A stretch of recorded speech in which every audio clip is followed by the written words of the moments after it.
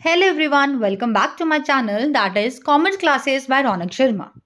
In the previous lecture, we have discussed about the Unit 6, lecture number 1 of HRM, in which we will discuss the basic concepts of HRM, that is introduction of HRM, right? Meaning, definition, nature of HRM, जिसमें हमने 10 to 11 features को discuss किया था.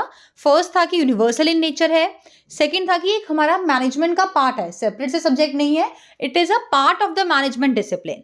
Then third one is people oriented, action oriented, goal oriented, long term perspective होता है, short term नहीं होता. ये इंटीग्रेटेड मैकेनिज्म होता है, ये डेवलपमेंट ओरिएंटेड रहेगा.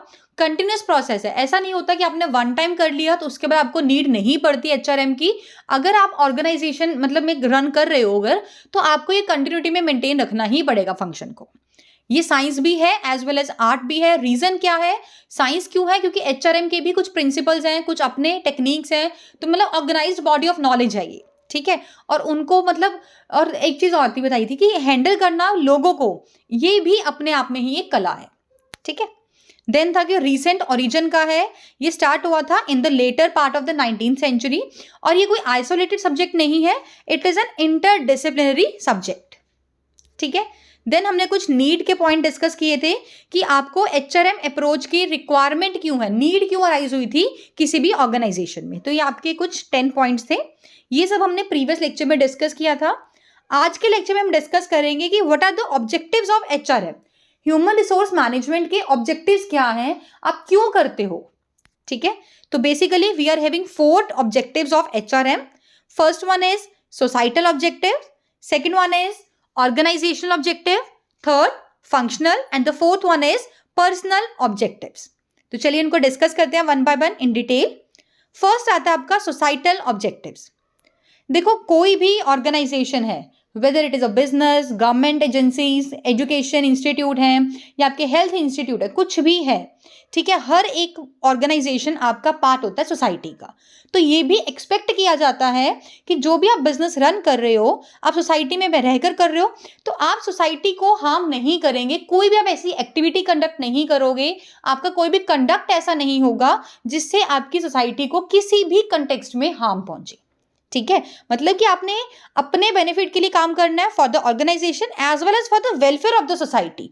आपने इस तरह से अपनी एक्टिविटीज को कंडक्ट करना है कि ऑर्गेनाइजेशनल गोल्स भी अचीव हो जाए और सोसाइटी का भी वेलफेयर हो जाए, ठीक है.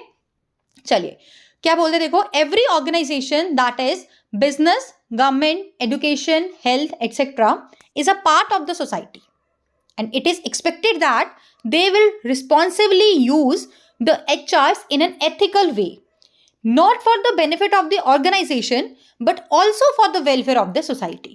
सिर्फ और सिर्फ एथिकल वे में एचआर को यूज इसलिए नहीं करना कि हमारी कंपनी को, ऑर्गेनाइजेशन को बेनिफिट पहुंचे, हमें इसलिए भी करना है ताकि हमारी सोसाइटी का भी वेलफेयर हो. They are expected to respect the law of nation while hiring HR into the organization. हम ये एक्सपेक्ट करते हैं कि वो हम नेशन के लॉ को रिस्पेक्ट करें when they are hiring the HR to the organisation. उन्हें मेंटेन रखें प्रॉपर यूनियन मैनेजमेंट रिलेशनशिप्स को, परफॉर्म करें प्रॉपर लेबर वेलफेयर फंक्शंस को, और इंश्योर करें कि जो उनके वर्कर्स रहेंगे उनको प्रॉपरली सेफ्टी दी जाएगी. क्लियर है. Now thus the main societal objectives of HRM are as follows. First one is to maintain HR in an ethical and socially responsible manner. आप अपने HR को हम मैनेज तो करेंगे, मेंटेन तो करेंगे, बट किस तरह से करेंगे कि वो एथिकल भी हो और वो सोशली रिस्पॉन्सिबल भी हो, ठीक है. Second one is to ensure compliance with legal and ethical standards. तो जब आप अपने एचआर को एक्वायर कर रहे हो, रिटेन कर रहे हो, मेंटेन रख रहे हो, मोटिवेट कर रहे हो, तो आपने अपने लीगल कंप्लायंस को भी फॉलो करना है, एज वेल एज जो आपके एथिकल स्टैंडर्ड्स होंगे आप उन्हें भी फॉलो करके चलेंगे. And the third one is to minimise the negative impact of the societal demands upon the organisation. कई बार आपने देखा होगा कि सोसाइटी की डिमांड्स इस तरह की होती है जिनका ऑर्गेनाइजेशन के ऊपर नेगेटिव इम्पैक्ट पड़ता है, तो उस चीज को भी आप मिनिमाइज करके चलेंगे, ठीक है. तो these are the societal objectives of HRM. Next one is organisational objectives. देखो ऑर्गेनाइजेशनल ऑब्जेक्टिव्स में क्या कहा गया है कि एचआरएम का जो फोकस है वो सोसाइटी को तो चलो उनको मतलब कि बेनिफिट देना ही है, ठीक है, साथ के साथ हमें ऑर्गेनाइजेशन के बेनिफिट के लिए भी काम करना है। अब वो कैसे रहेगा? जो भी आपके ऑर्गेनाइजेशन के गोल्स होंगे उनको मतलब अचीव करने में हेल्प करता है, ठीक है। मीन्स कि जो HRM है ना, उसका ऑब्जेक्टिव ये भी एक आता है कि वो कंपनी के, ऑर्गेनाइजेशन के जो भी गोल्स हैं उनको अचीव करने में भी उनकी हेल्प करे। किस तरह से करना है? In an effective and efficient manner में। क्लियर? चलिए डिस्कस करते, देखो क्या लिखा है। क्या कहते हैं कि HRM does not work in isolation. HRM कभी भी आइसोलेशन में काम नहीं करता, मतलब अकेला वो काम नहीं करेगा। No organisation can achieve its objectives without HR। और यहां पर कोई भी ऐसी ऑर्गेनाइजेशन नहीं है जो कि अपने गोल्स को, अपने ऑब्जेक्टिव्स को अचीव कर ले without the help of human resource, ठीक है। It is the skill and efficiency of HR। ये सिर्फ और सिर्फ HR की ही स्किल है, HR की ही एफिशिएंसी है कि वो अपने अदर रिसोर्सेज को कैसे यूटिलाइज करता है सो दैट ऑर्गेनाइजेशन के गोल्स को अचीव किया जा सके। अब अदर रिसोर्सेज कौन से हैं? Money, material, machine, management. इन सब को यूटिलाइज करने वाला कौन होता है? आपका ह्यूमन रिसोर्स, ठीक है ना। तो इसीलिए बोला गया है कि ये आपके ह्यूमन रिसोर्स की कला है, एफिशिएंसी है, उसकी कैपेबिलिटी है कि उसने अदर रिसोर्सेज को कैसे यूटिलाइज करना है so that the organisational goals can be accomplished.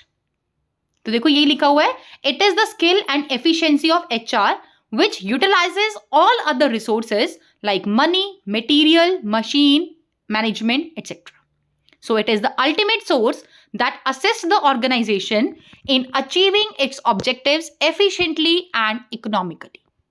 This department is supposed to work in coordination with all other departments of the organization. तो ये था आपका ऑर्गेनाइजेशन ऑब्जेक्टिव्स के अंदर।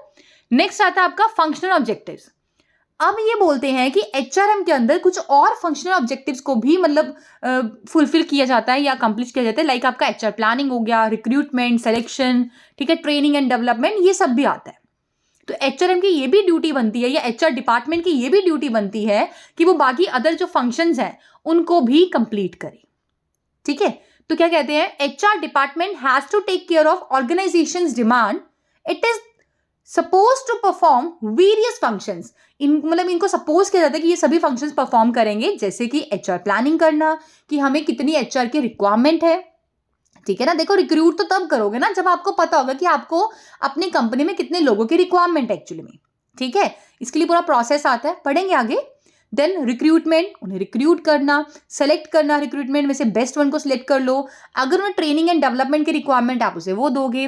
देन उनकी परफॉर्मेंस अप्रेजल होती है, असेसमेंट किया जाता है, employ relations etcetera. It has to ensure that adequate number of man power is available in the organisation.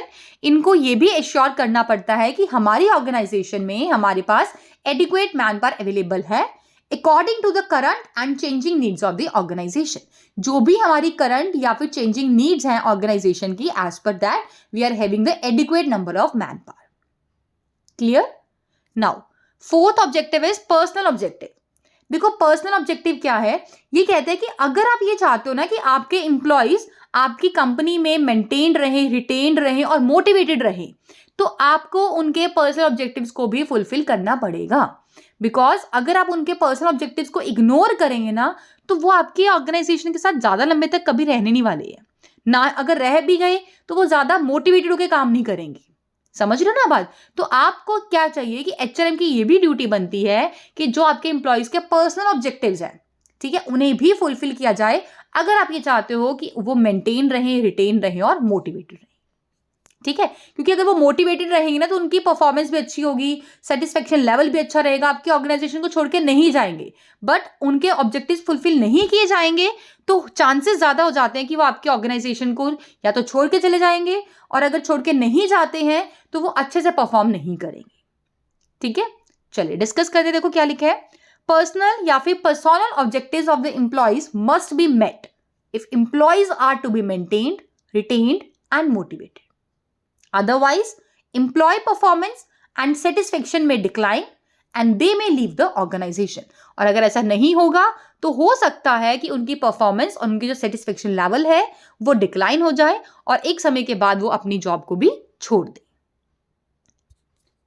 The objectives of HRM in this context are: number 1, HRM should increase employees job satisfaction to the fullest extent.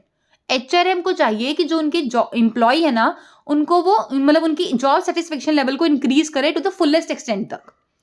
It should meet the self actualization needs of the employees. जो उनकी self actualization needs होती हैं, आपने management subject में पढ़ा होगा, Maslow की motivation theory है, ठीक है. उसके अंदर नीड्स की हायरार्की गिवन है. फर्स्ट है जैसे आपका साइकोलॉजिकल नीड्स, देन आता है आपका सेफ्टी सिक्योरिटी, ठीक है, फिर आता है esteem needs, and the last one is self actualization needs. तो आप ये भी करें कि जो ये आपके एम्प्लॉयज है उनकी सेल्फ एक्चुअलाइजेशन नीड्स भी फुलफिल हों, ठीक है. अब सेल्फ एक्चुअलाइजेशन नीड्स देखो है क्या. वैसे तो हम इसको मोटिवेशन थ्योरीज के अंदर अच्छे से डिस्कस करेंगे, बट मैं आपको ऊपर से एक बार बता देती हूँ कि है क्या चीज. कोई भी पर्सन जिस भी फील्ड में अपना काम कर रहा है, वो ये चाहता है कि वो अपनी फील्ड में एक्सपर्ट हो जाए, ठीक है, स्पेशलाइज्ड बन जाए, एक्सपर्टीज हो जाए वो. तो that is the self actualization need of a person. Next one is HRM should assist the employees in achieving their personal goals. HRM को एम्प्लॉयज की इस तरह से भी हेल्प करनी चाहिए कि उनके जो पर्सनल गोल्स हैं वो अचीव हो जाए. Clear. It should develop and maintain a quality of work life. अब ऐसा नहीं है कि आप अपने एम्प्लॉय से काम करवाते जा रहे हो और उनकी मतलब जो वर्क लाइफ है उसकी क्वालिटी का आप ध्यान ही नहीं रख रहे हो. जो उनको सराउंडिंग्स दे रहे हैं, जो आप उनको एनवायरमेंट दे रहे हो, ठीक है, तो वो भी अच्छा होना चाहिए. And the last one is the HRM should contribute HR policies to all the employees. अब ऐसा नहीं होना चाहिए कि आपने कोई पॉलिसी बनाई, वो सिर्फ और सिर्फ एक या दो पर्सन को ही रेफर कर रही है. ऐसा ना हो. आप अपनी पॉलिसीज को इस तरह से फ्रेम करिए कि वो सभी एम्प्लॉयज के लिए एप्लीकेबल हो, ठीक है. It will help the HRM in tapping the ideas, opinions, feelings and views of the employees. अगर HRM ऐसा करता है तो वो मतलब उनको हेल्प करेगा कि वो अपने एम्प्लॉयज के आइडियाज को टैप करें, उनके ओपिनियंस, फीलिंग्स, व्यू पॉइंट्स को टैप करें और अकॉर्डिंगली फ्यूचर में फिर वो चीज डिसीजन ले, ठीक है. तो आज का टॉपिक हमने बहुत छोटा सा डिस्कस किया है, that is objectives of HRM. Basically हमने 4 ऑब्जेक्टिव्स को डिस्कस किया है. फर्स्ट था हमारा सोसाइटल ऑब्जेक्टिव, जो ये कहता था कि हमें HRM में मतलब इस तरह से अपने HR को एक्वायर करना, रिटेन करना है कि हमारी सोसाइटी का भी वेलफेयर हो एज वेल एज ऑर्गेनाइजेशन का भी. मतलब सिर्फ और सिर्फ आप ऑर्गेनाइजेशन की वेलफेयर के लिए काम नहीं करेंगे, ठीक है. आपने ऑर्गेनाइजेशन को तो देखो गोल अचीव करना ही करना है, नो डाउट, बट साथ साथ हमें अपनी सोसाइटी का भी वेलबींग का ध्यान रखना है. सेकेंड था आपका कि HRM के अंदर इस तरह से पॉलिसीज बनाएंगे, हम इस तरह से काम करेंगे कि जो कंपनी के ऑब्जेक्टिव्स थे वो भी आपके अकम्प्लिश होने चाहिए. देन कुछ फंक्शनल ऑब्जेक्टिव्स थे जिसके अंदर था कि हम कुछ एक्टिविटीज कंडक्ट करवाते थे, HR planning, recruitment, selection, training, development, ये सब भी इन्वॉल्व होता था. एंड लास्ट हमने डिस्कस किया है पर्सनल ऑब्जेक्टिव्स. अगर आप ये चाहते हो कि आपके एम्प्लॉयज आपकी ऑर्गेनाइजेशन में लंबे समय तक रहें, ठीक है, तो आपको उनकी पर्सनल नीड्स को, पर्सनल ऑब्जेक्टिव्स को भी फुलफिल करना पड़ेगा आपको. बट अगर आप ऐसा नहीं करते हो तो चांसेस बहुत ज़्यादा है कि जो उनकी परफॉर्मेंस लेवल है, जो उनका सेटिस्फैक्शन लेवल है, जो उनका मोराल है, वो डिक्लाइन हो जाए और एक पॉइंट पे आने के बाद वो हो सकता है कि आपकी ऑर्गेनाइजेशन को छोड़ के भी जा सकते हैं. आई होप क्लियर हो गया होगा. देखो बहुत ही सिंपल सा टॉपिक था. चलिए, thanks and have a wonderful day.